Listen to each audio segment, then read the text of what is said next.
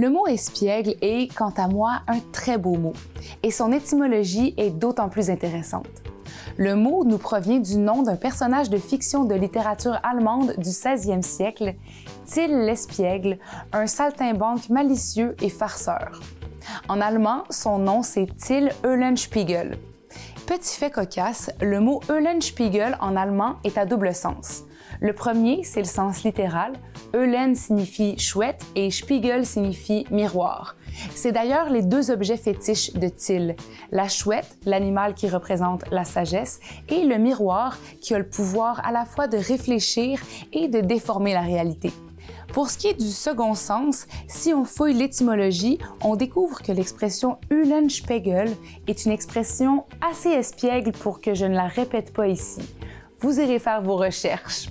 L'histoire donc veut que notre bon ami Till, à mi-chemin entre un fou et un sage, parvienne à vaincre l'envahisseur espagnol en constituant une armée de gueux.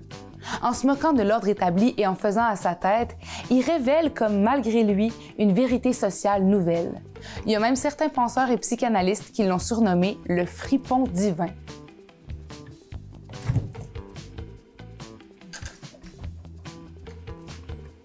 Si le mot espiègle est souvent associé à l'enfance, je pense qu'on gagnerait toutes et tous à lâcher notre fou un peu, à prendre ce qu'on fait au sérieux sans se prendre soi-même au sérieux.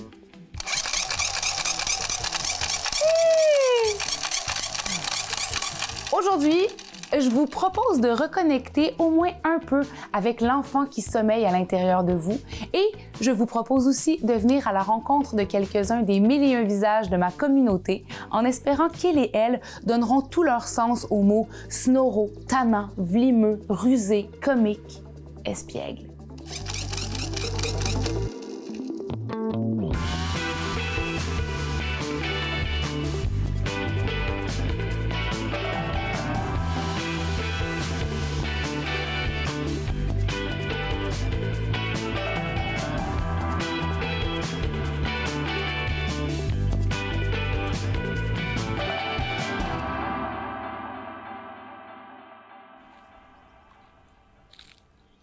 Ça a toujours été très, très créatif chez nous. Mon père a travaillé dans les théâtres plus jeunes. Il fabriquait des marionnettes, il bricolait beaucoup. Ma mère est très joueuse. Je le sais que ça part de mes parents. T'sais. Je le sais que j'allais dans le garage, puis là, il y avait mon père qui peignait. Mon père a été prof d'art plastique, puis il peignait des toiles dans le sous-sol, puis on avait accès à la peinture, on avait accès à beaucoup aux jeux. T'sais. Ils étaient très joueurs, mes parents. Puis ils ont passé beaucoup de temps à jouer avec nous aussi. J'ai passé mes étés en Gaspésie, dans la forêt, sur le bord de la mer. Je me suis inscrite à la formation de l'École nationale de cirque. C'était des gens qui me semblaient très ouverts, avec des coupes de cheveux un peu funky, une façon de s'habiller aussi très colorée, des pantalons bouffants. Tu sais, c'était des beaux modèles qui représentaient quelque chose de possible. Puis bon, on le sait, le cirque, ça évoque le rêve, ça évoque un peu la liberté, en tout cas pour moi, le voyage. Puis le cirque est revenu à moi, mais ça a été vraiment une demande de la communauté. Mon nom est Élodie Samuel Leduc. J'habite à Maria, en Gaspésie. Puis j'aime beaucoup le jeu, avec toutes ses extensions.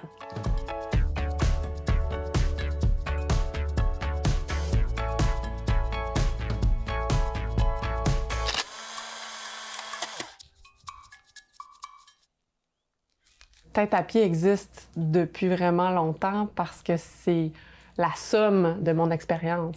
Je fabriquais des masques avec ma sœur qui a fondé aussi l'organisme avec moi, puis j'avais le goût de trouver un nom qui rassemblait ce qu'on faisait. Puis on pourrait en parler longtemps de tête à pied, ça peut évoquer plein de choses, mais c'est très rythmique aussi, tête à pied. Il y a quelque chose de très rythmique, puis moi je m'intéresse beaucoup au rythme des pas, au rythme des gens.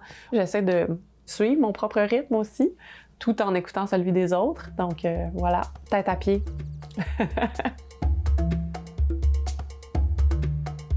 On s'est concocté un bel atelier pour les 4-5 ans. C'est une maison qu'on a rénovée aussi en pensant avoir un espace artistique. Je travaille aussi dans les écoles en Gaspésie comme artiste à l'école. L'art clownesque ici en Gaspésie est pas tant connu que ça. C'est comme une vision du monde aussi, là, l'art clownesque. C'est souvent une critique sur soi-même, une critique du monde, une critique sociale, mais toujours en lien avec les émotions. Les gens se voient en eux.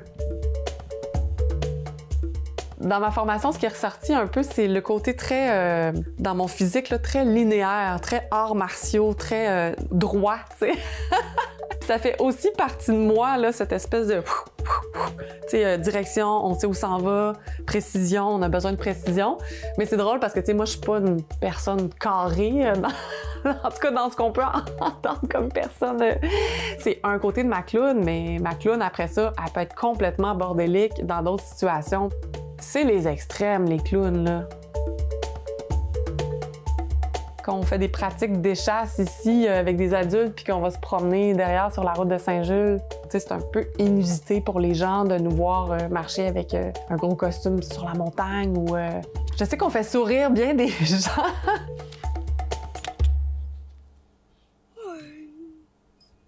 J'ai fait des échasses quand j'étais jeune à l'École nationale de cirque. Nous autres, on s'amusait même à monter des escaliers. C'est quand même assez intense. On réussissait bien. Mais quand je suis allée au Pérou pendant des années avec mes amis du Pérou, de Vichama Teatro, j'ai ramené des échasses du Pérou qui me suivent encore. Puis là, maintenant, mes enfants font des parades en échasse puis montent des personnages. C'est une façon de voir la vie autrement aussi. Au début vingtaine, quand on revenait puis qu'on avait un peu des vertiges de vie, là, on se disait, bon, on monte en échasse puis on va voir la vie autrement puis on se sentait mieux dans ce temps-là. Moi, je vois la vie à travers cet art-là, tu sais. Fait que ce soit l'art clownesque, que ce soit un autre art, ben quand tu plonges dans les règles de cet art-là, tu vas percevoir les choses d'une certaine façon. On peut mettre tout dans le cirque. C'est une façon de transformer les choses, en fait, le cirque. J'aime vraiment le mot « espiègle ». Ça m'évoque le côté joueur des gens. Le jeu est pas mal central dans ma vie. Dans les rassemblements familiaux, on joue beaucoup, puis dans toutes les générations. Espiègle aussi me fait penser à un petit personnage là, qui s'immisce à des endroits qui seraient pas supposés d'être là, ou espiègle, c'est peut-être un petit côté clownesque aussi.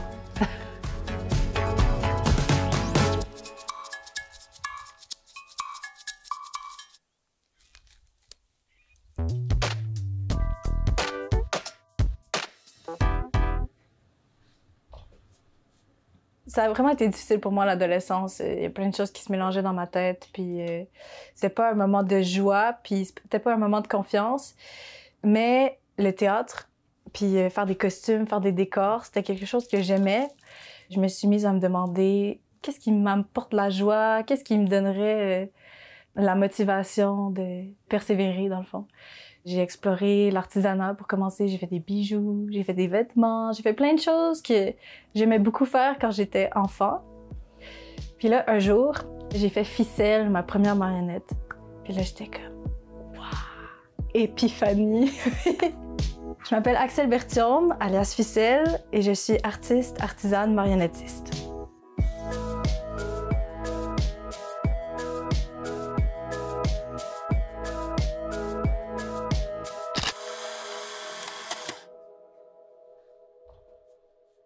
Être marionnettiste, c'est comme choisir d'avoir de la magie constamment dans sa vie. Parce que juste quand je dis aux gens « je suis marionnettiste », ils sont comme « ah, mais non, ça existe? » Je dis « oui, ça existe, je sais, c'est fou, mais c'est possible. » Juste le dire, ça amène la magie. On existe, mais on est rare. Fait qu'on se reconnaît. Quand j'entends parler de marionnette, je suis comme « quelqu'un a parlé de marionnette? »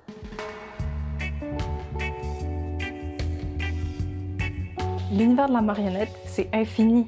Il y a des spectacles vraiment dramatiques, plus tristes. Ça peut être hyper poétique, la marionnette aussi.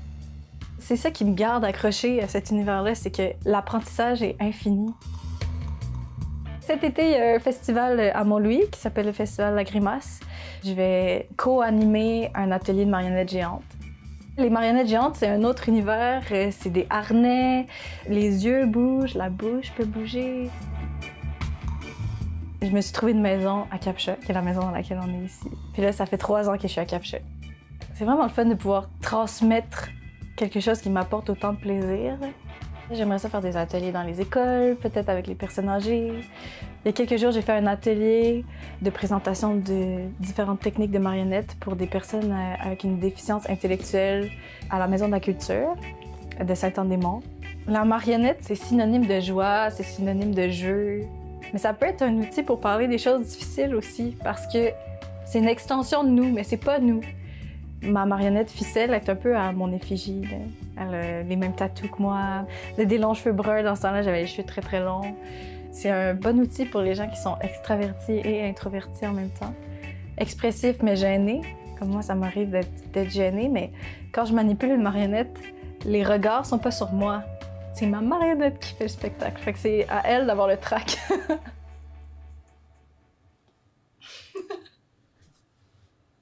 Dans les dernières années, j'ai vraiment fait un processus de réconciliation avec mon enfant intérieur, comme on dit. Quand j'étais jeune, j'étais vraiment extravertie et théâtrale. Puis j'ai appris à l'adolescence à refouler ces choses-là ou à les trouver un peu étranges, malaisantes, gênantes. Je suis devenue vraiment timide. Je me suis refermée sur moi-même. Ça paraît pas aujourd'hui parce que j'ai fait ce travail-là. J'ai trouvé un équilibre entre qui je suis en tant qu'Axel adulte et qui j'étais comme enfant. C'est pas parce qu'on devient adulte ou ado qu'on a à arrêter d'aimer les choses qu'on aimait quand on était enfant, comme les couleurs vives, les marionnettes, les jouets, jouer, rire, faire des bêtises, faire des grimaces, toutes ces choses-là. Je pense que les gens ils associent beaucoup les marionnettes aux enfants, mais moi j'aime beaucoup faire des marionnettes pour les adultes. Les enfants viennent pour un spectacle, puis là t'as les parents en arrière qui sont comme... Ils observent, puis là, à la fin, là, leurs yeux brillent, puis là, ils sont curieux, ils s'approchent, c'est eux qui vont venir me voir à la fin pour me poser des questions, parce que c'est comme quelque chose qu'on se permet plus de faire en vieillissant, mais ça veut pas nécessairement dire qu'on a arrêté d'aimer ça. C'est magique. C'est vraiment magique, les marionnettes. Si t'es passionné par les marionnettes, t'es un peu funky, là, t'sais. C'est sûr que t'as le cœur d'enfant pas trop loin, là, parce que t'aimes jouer, t'aimes créer. Je pense que des fois, les gens se font prendre dans le sérieux de la vie, là. Puis c'est toujours le fun de faire rire des personnes dans des moments où ils s'y attendaient pas. De partager la joie, mais d'une façon un peu taquine.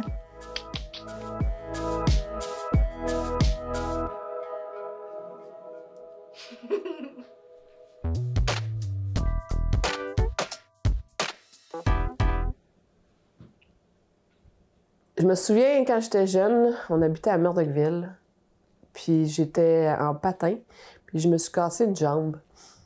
Mais ça a pris du temps avant que les médecins voient la fracture sur la radio. Fait que ma mère, j'allais dire ingrate, pas du tout, elle croyait les médecins, c'est sûr. Fait qu'elle me faisait marcher sur ma fracture quand même.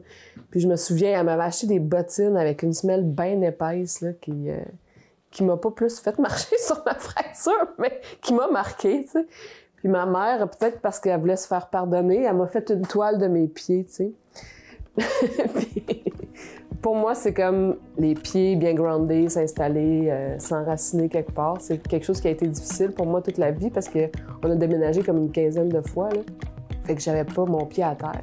Puis là, ben aujourd'hui, j'aime à dire que c'est peut-être à cause de ça que j'ai le pied marin. Je m'appelle Manu Babin, puis je cuisine sur un bateau.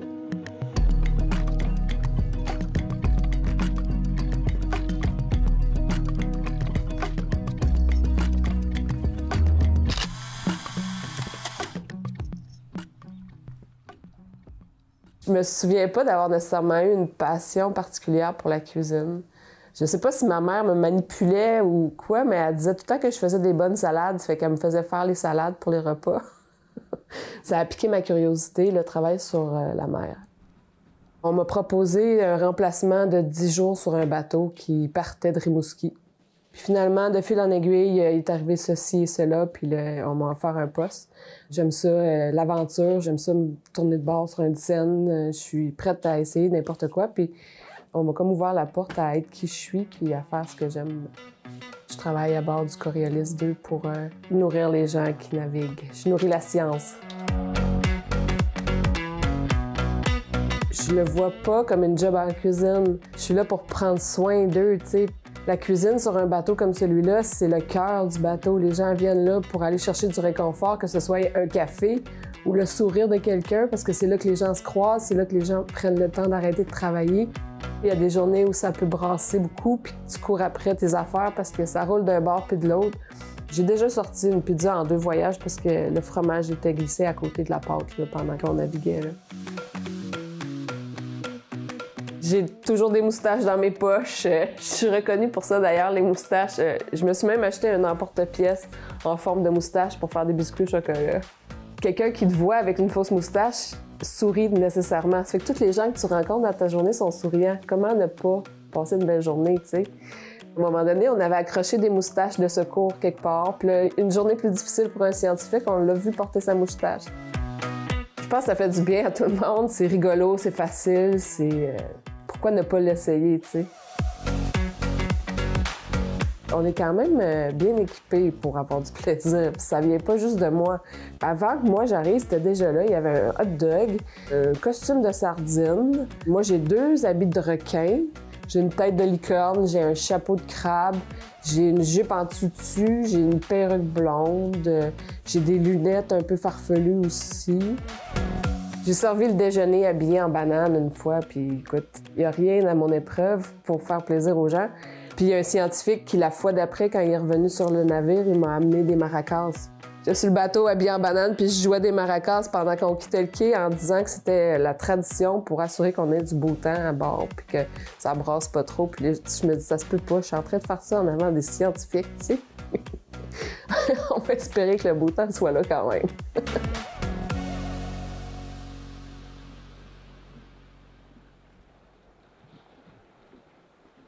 Je pense que les gens de science, c'est aussi des gens sensibles parce qu'avec ce qui se passe en ce moment dans l'océan, c'est comme... Il peut y avoir quand même des journées plus difficiles où on trouve pas toujours des trésors dans le fond de l'eau, tu sais. On a vécu sous une roche si on sait pas que ça va mal dans l'eau puis c'est à terre, là. J'ai vu des scientifiques pleurer en regardant des résultats de leurs recherches qui étaient quand même assez inquiétants, tu sais, mais c'est... Oui, on pense des fois que la science, c'est très, très intellect, mais moi, je pense qu'il y a aussi beaucoup du cœur qui est là-dedans. Je me sens privilégiée de pouvoir partager ça avec eux, de rajouter un peu de légèreté dans ce monde-là, qui est plus sérieux des fois, oui, certes, mais qui apporte quand même une belle sensibilité. Je suis fière de mon parcours, je suis fière de ce que je fais aujourd'hui, puis l'ambition que j'ai, c'est de faire du sauvetage en mer. Je me suis inscrite aux pompiers volontaires à Percé. Continuer de prendre soin des gens en mer, mais sauver des vies, là, concrètement. J'ai pas encore de costume pour faire de la plongée ou pour aller sauver des vies en mer, mais je pense qu'il y a des endroits quand même où il faut garder un peu de sérieux. On dit qu'une mer tranquille ne fait pas le bon marin, mais quand on traverse une tempête, on aime ça avoir quelque chose pour se réconforter. Justement, la main d'un copain, il n'y a rien de mieux pour passer à travers une tempête. J'espère que les gens m'oublieront pas, tu sais. On a peut-être tout un peu ça, la peur d'être oublié. Je me mets une moustache ou je porte une casquette avec une hélice. Je fais des biscuits avec des sourires ou c'est le genre de truc qui change tellement la donne mais qui n'est pas compliqué à faire. Pour moi, ça agrémente tellement mon travail. Il y a un collègue de travail qui m'a dit une fois, je pense que c'est la plus belle façon de me décrire, il a dit « Toi, t'es comme une grand-mère, mais dans un corps d'enfant. T'as tout le temps des bonbons dans les poches, mais c'est comme des Paperman. » J'ai un côté bienveillant, peut-être un instinct un peu maternel à prendre soin des gens autour de moi, mais je vais le faire dans le plaisir puis en jouant des tours, tu sais. Je suis moi à ma façon, j'ai une vie que j'aime, je suis comme tout le monde, mais je suis comme personne.